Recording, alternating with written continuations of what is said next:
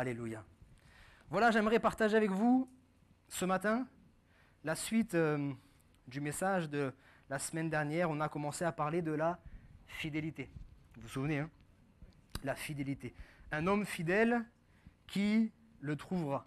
Et puis on a développé un petit peu au travers d'un passage que je vais relire avec vous ce matin, qu'on trouve dans le livre de la Genèse, au chapitre 39, et nous avons lu ensemble du verset 5 au verset 12. On le relit pour se remettre dans le contexte et permettre à ceux qui nous rejoignent de suivre avec nous. Genèse, chapitre 39, du verset 5 au verset 12.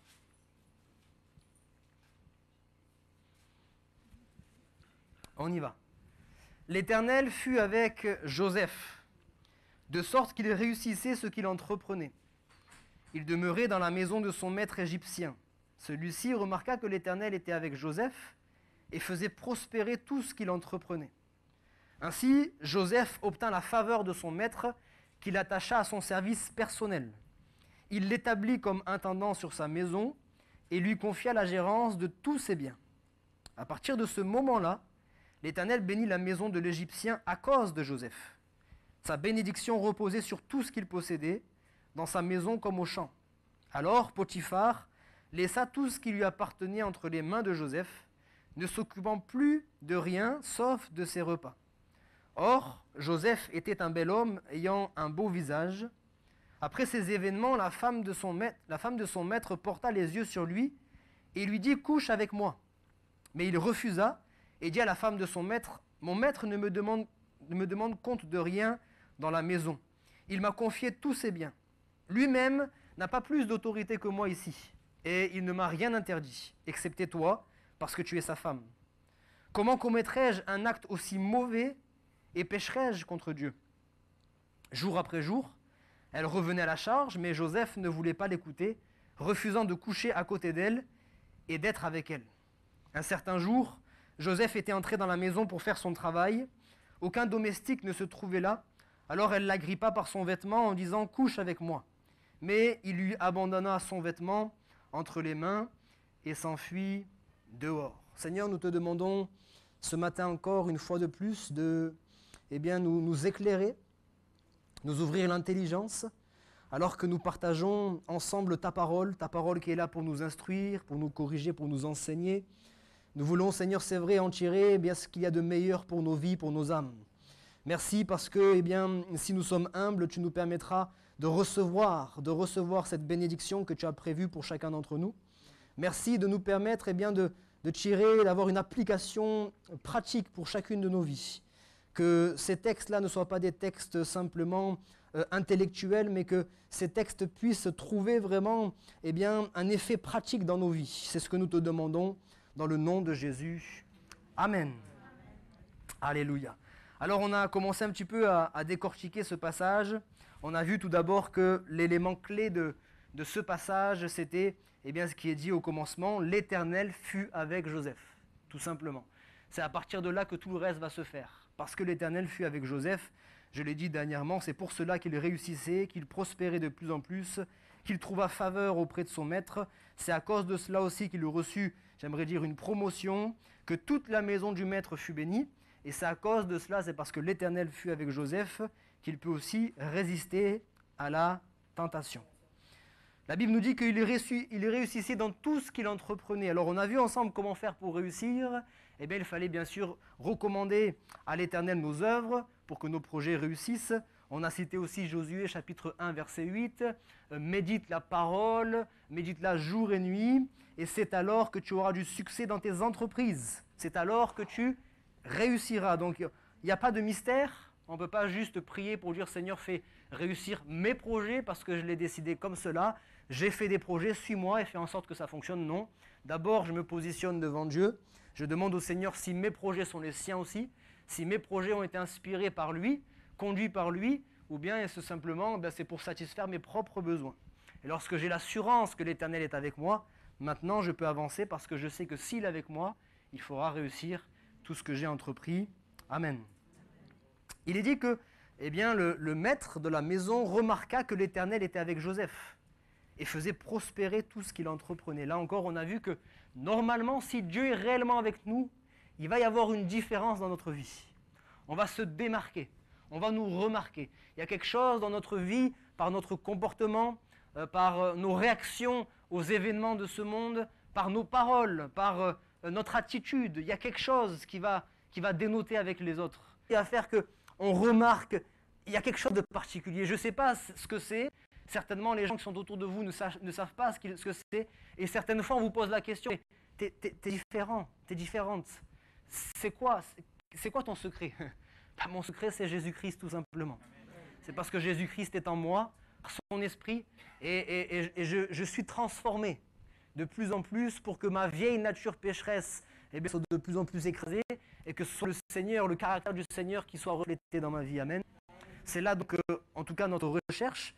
Et si c'est le cas, effectivement, comme Potiphar, on va remarquer cela dans notre vie. On a vu aussi que Joseph obtint la faveur de son maître. Il l'établit comme intendant sur toute la maison. Alors, Potiphar, en fait, a trouvé son intérêt. Si ce n'est pas juste un employé que j'ai là, pas juste un serviteur que j'ai là. Depuis qu'il est là, il y a quelque chose qui se passe dans la maison. J'ai remarqué ce jeune homme-là, c'est un jeune homme, Joseph. Ce jeune homme, c'est comme s'il a des mains en or. Tout ce qu'il touche, ça se transforme en or. Ça fonctionne. Il entreprend quelque chose, ça réussit. Il y a comme une faveur sur sa vie. Il y a comme une faveur sur sa vie. Alors ça veut dire quoi? Ça ne veut pas dire que, bien aimé, à partir de la semaine prochaine, vous allez tous être promus et recevoir une promotion. C'est ce que je vous souhaite, bien sûr, mais ce n'est pas forcé. Ça ne veut pas dire non plus que si vous n'avez pas un poste à responsabilité, c'est que vous n'êtes pas un chrétien. Ça, c'est faux. C'est le faux évangile de la prospérité. On n'est pas obligé d'être tous des PDG, tous des chefs d'entreprise, non. Béni soit le Seigneur pour ceux qui le sont. On n'est pas tous obligés de l'être. Dans ce que nous faisons, dans ce que nous sommes, dans notre travail, aussi petit soit-il, on peut bénir les hommes qui sont autour de nous. Un PDG peut être élevé au niveau social, au niveau professionnel et toucher personne. Et puis il peut y avoir une personne qui fait des ménages à la maison, et cette personne-là, par son témoignage, elle bénit des familles entières. Amen. Alors à vous de voir quelle est la meilleure part. Moi je pense qu'il vaut mieux bénir les âmes qui sont autour de nous, même si notre travail, il n'est peut-être pas élevé aux yeux des hommes, mais je veux surtout, moi, être élevé aux yeux de Dieu. Amen. Alléluia. Alors, vous verrez que, certainement, si le Seigneur est avec vous, bien-aimés, non seulement votre vie va être bénie, mais ceux qui sont autour de vous vont être bénis aussi. On va venir vous voir tôt ou tard. Peut-être pas, comme je l'ai dit, pour une promotion professionnelle. Mais on va venir vous voir tôt ou tard pour dire « je t'ai regardé ».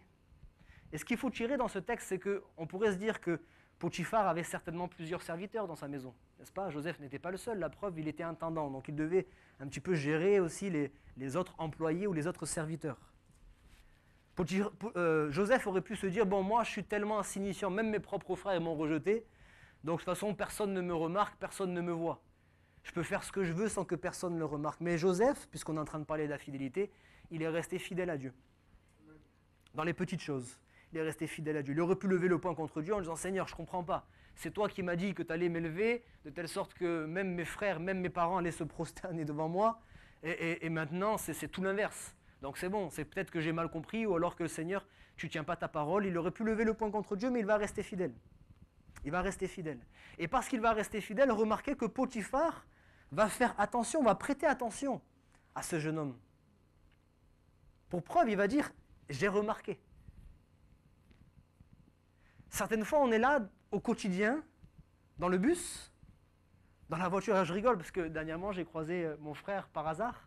Il est en train de remonter et je vois le taxi. Je dis mais c'est Pascal. Je klaxonne. Salut Pascal. Alors je me suis mis à l'inverse. Je dis mais imaginons qu'à ce moment-là, moi aussi, je suis dans la rue. Je ne suis pas du tout à l'église là. Hein, et je ne sais pas, moi, je suis en train de me disputer avec quelqu'un dans la rue ou je suis en train de faire quelque chose ou de dire quelque chose qui est pas terrible. Et à ce moment-là, je rencontre un frère. Ou même je ne rencontre pas un frère, parce que si je rencontre un frère, je vais le reconnaître. Mais je rencontre quelqu'un qui ne me connaît pas, et la semaine d'après, la personne, elle vient à l'église. Elle me reconnaît. Mais c'est pas avec toi, là, qu'il y a eu un petit accrochage la semaine dernière dans la rue?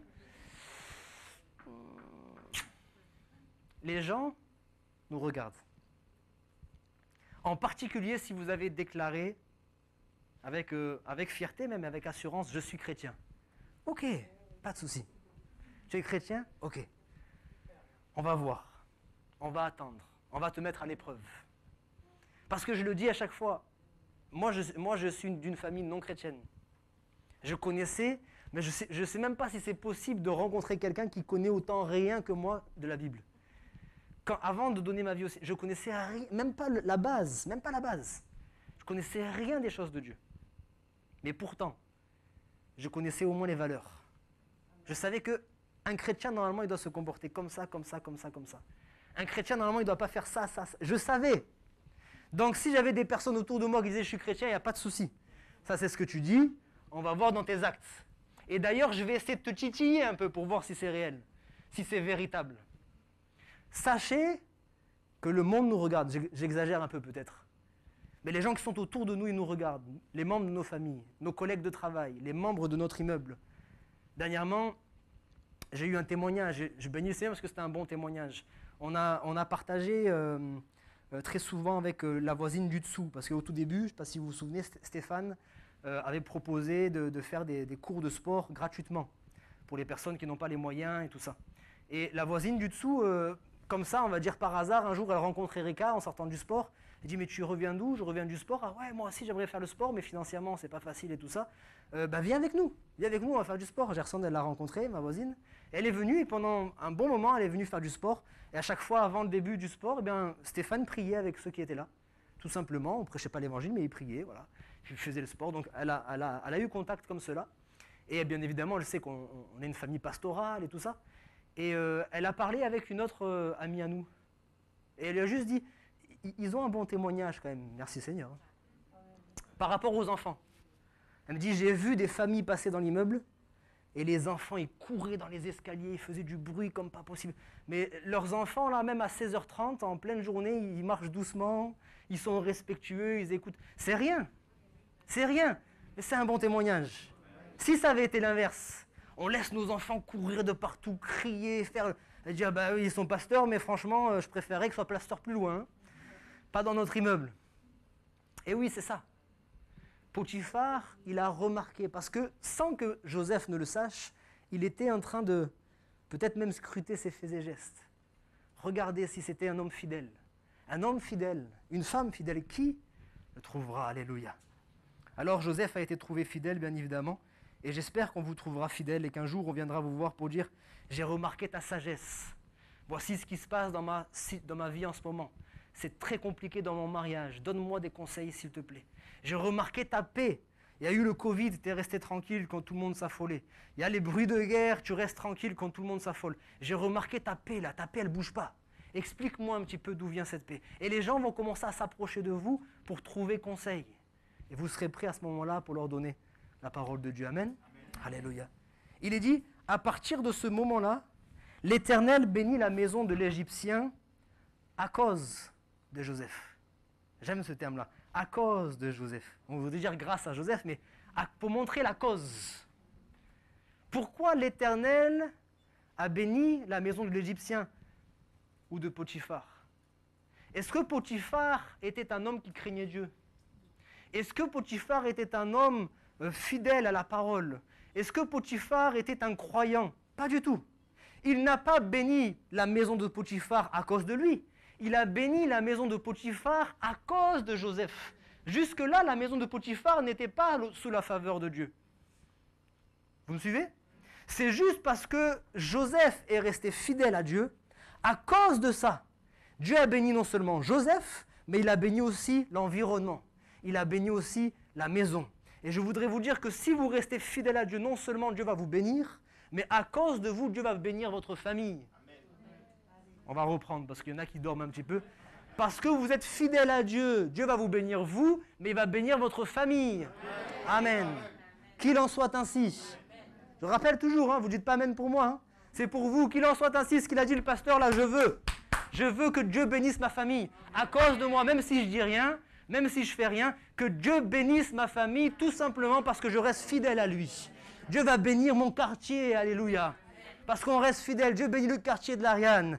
Dieu bénit l'entreprise dans laquelle je suis. Mon patron, il gère les choses n'importe comment. On est à chaque fois au bord de la faillite. Mais à cause de ta présence dans l'entreprise ne fera pas faillite. Alléluia. Dieu va bénir l'entreprise. Dieu va bénir ces choses pour que tu puisses continuer, toi, à prospérer, mais la maison aussi. Alléluia. Dieu est fidèle. Amen. On conclura par cela à la fin. Si nous ne sommes pas fidèles, il est fidèle.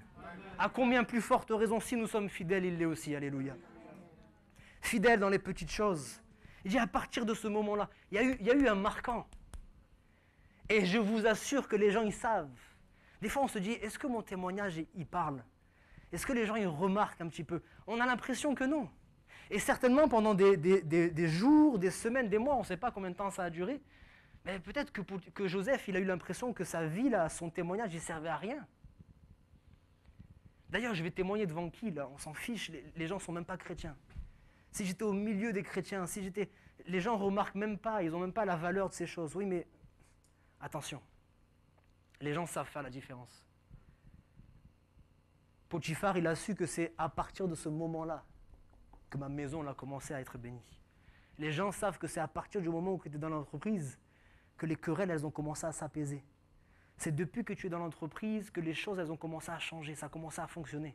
C'est depuis que vous êtes chrétien que la famille, elle commence à changer les querelles là. Avant, c'était querelle sur querelle, dispute sur dispute, mais depuis que vous êtes depuis que vous êtes chrétien, dans la famille, c'est comme s'il y a encore des querelles. Hein. Si vous avez une famille sans querelle, je vais venir avec vous. On échange. Mais dans toutes les familles, il y a des querelles. Mais seulement depuis que vous êtes là, si vous restez fidèle. Si vous restez fidèle, les choses vont changer. Amen. À partir de ce moment-là, l'Éternel bénit la maison de l'Égyptien à cause de Joseph. Et puis peut-être on va terminer sur cette partie-là. Il y a un mot là qui m'a marqué. Or. Je relis juste le contexte pour que vous voyez. Tout va bien jusque-là. Hein. C'est merveilleux. Dieu bénit Joseph.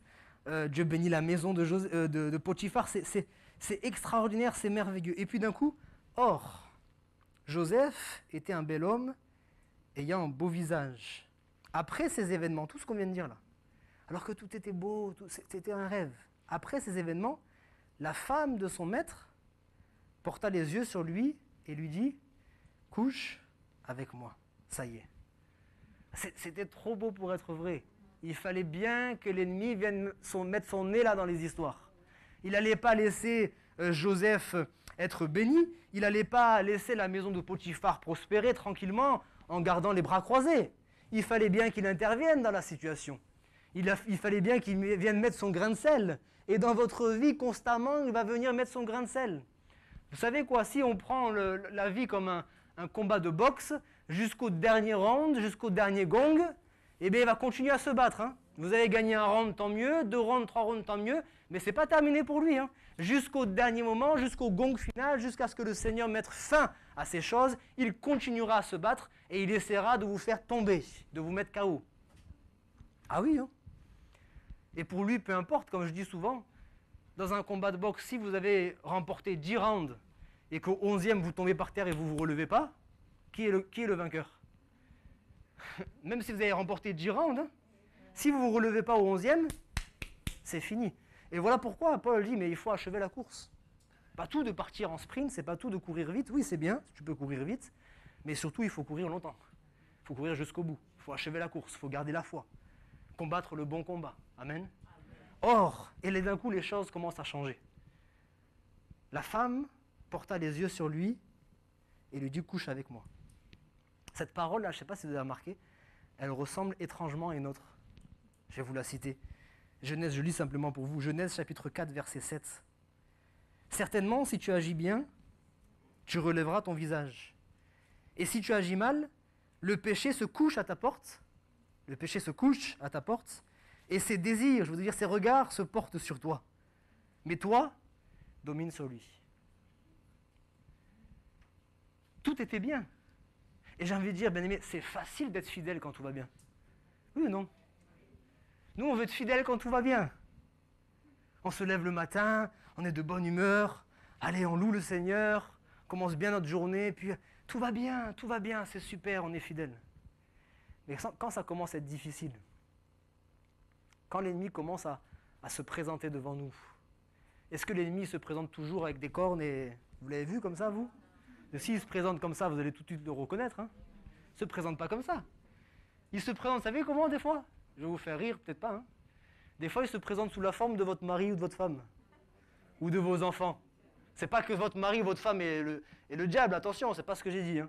Mais il peut les utiliser parce que eux, ce matin, ils ne se sont pas bien réveillés. Ils sont ronchons.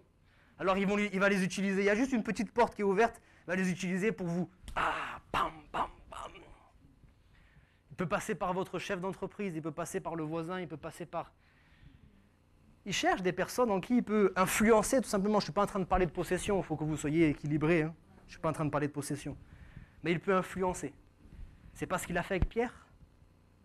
Tu es Christ, le Fils du Dieu vivant et vrai. Waouh, c'est bien Pierre. Si tu as parlé, ce n'est pas par toi-même. C'est parce que mon Père te l'a révélé. Amen. Et juste après, hein, pas 6 mois après, juste après, à Dieu ne plaise, tu n'iras pas jusqu'à la croix. Qu'est-ce que Jésus a dit? Arrière de moi Pierre. Ah non, arrière de moi Satan. Parce qu'il a compris que Satan était derrière Pierre. C'est pas que Pierre était Satan.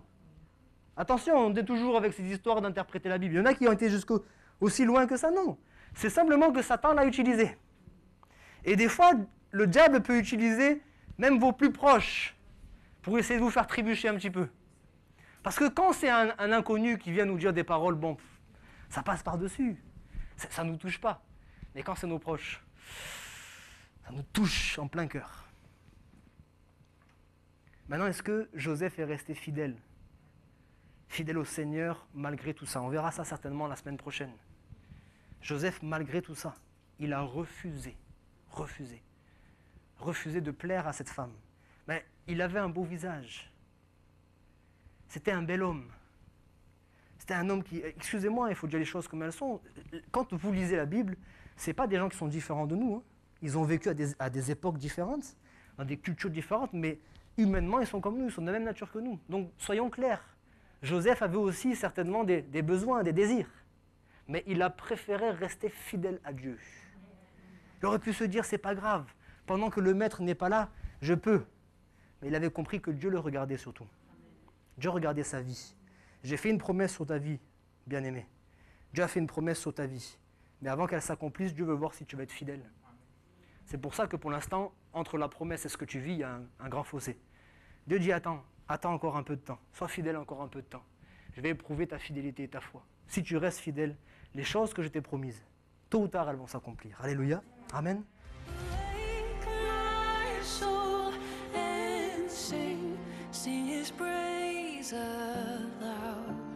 Sing his praise aloud. Oh, awake my soul and sing his praise aloud.